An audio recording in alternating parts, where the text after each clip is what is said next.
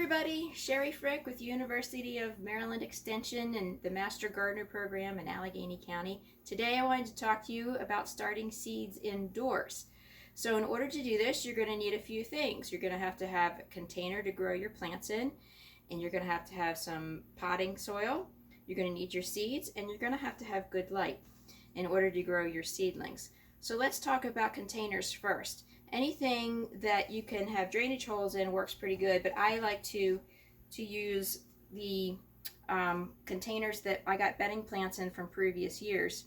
And all you have to do to reuse these containers is to make sure they're cleaned real good so that you're not transferring diseases from one season to the next. So it's a good idea to soak them in bleach water for about 10 minutes. It's 10% bleach. Okay. So once you've got your containers, then you need to get some soilless potting mix. And the reason why we suggest soilless potting mix is because garden soil oftentimes is too heavy and wet and may have some fungal spores in it that could cause disease issues with your new baby plants. So we suggest the soilless potting mix, and you can see that I have filled this 50 cell tray with soilless potting mix that is a mixture of peat moss, perlite, and vermiculite. And when you go to plant your seeds, please make sure that your potting soil is already moist, because if it's bone dry, you're going to have a hard time getting that potting soil to soak up water, and it might mess up the depth of the seeds at which you've planted in there. And the depth of the seed that you plant is very important. And so the next question is, well, how do I know how deep to plant my seeds? So you get your seed packet. Sometimes the information on how deep to plant your seeds is on the front, and sometimes it's on the back. So with this particular zinnia one, the information is on the back. Okay, so it gives you some really good information. It will tell you how deep to plant it. And this one, I know zinnias just need to be lightly covered. I've had some experience growing them.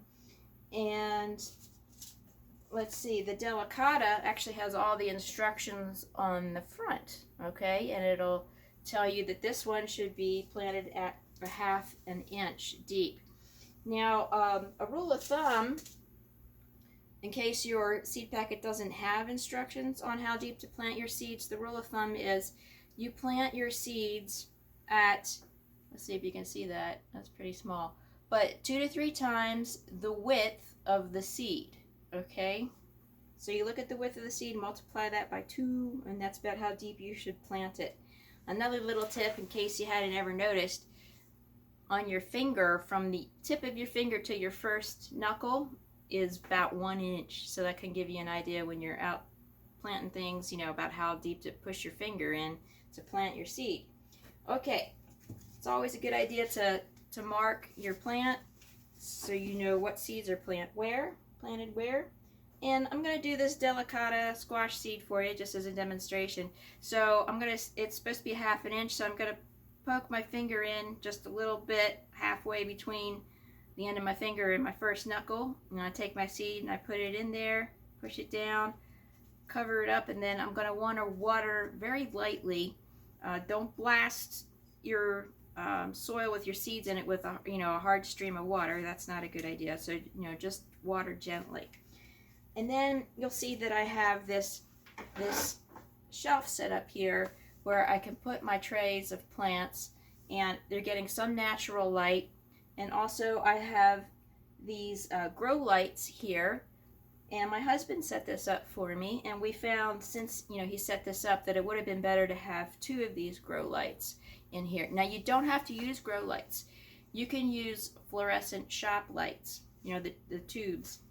They work just as well as these grow lights. They're probably a little bit cheaper, okay? So you can get cool white fluorescent shop lights, and that works just as well. Now, the other thing to consider is that once these plants start to germinate, you need to keep your light source about 1 inch to 2 inches above your little seedlings. Otherwise, they're going to tend to stretch towards the light, and they're going to get kind of lanky and unthrifty. So with the way my shelf is currently set up, I have to lift the plants up towards the light, and I can do that by setting a box underneath of it. But an even better idea is to have your shop lights attached on chains, hanging from the ceiling or from some other structure, and then you can gradually lower or lift it as your plants have need. So I think that's going to be about it for today. Thanks for watching, and I will talk to you soon. Bye.